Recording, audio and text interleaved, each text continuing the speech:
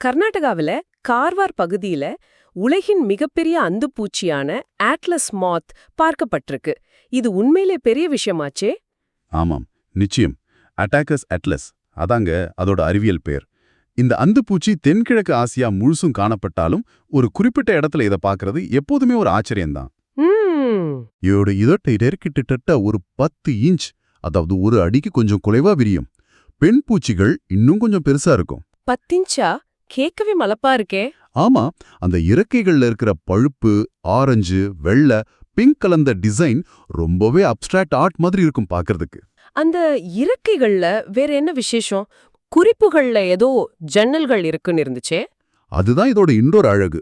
ஒவ்வொரு இறக்கையோட நுனியிலும் முக்கோண வடிவத்துல ஒளி ஊடுருவக்கூடிய ஒரு மெல்லிய சவ்வு இருக்கும்.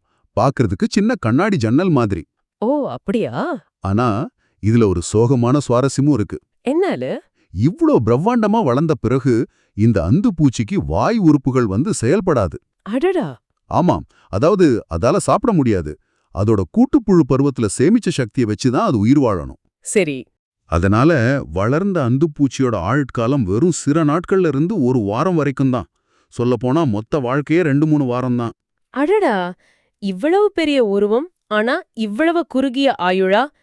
இயற்கையோட விசித்திரங்கள்ல இதுவும் ஒன்னு போன. இது அதோட வாழ்க்கை முறையோட ஒரு பகுதியா? ஆமா, அதோட முழு நோக்கமே இனப்பெருக்கம் மட்டும்தான். குறுகிய காலத்துக்குள்ள தன் இணைய கண்டுபிடிச்சு முட்டையிட்டு தன் வாழ்க்கை சுழற்சியை முடிச்சுக்கும்.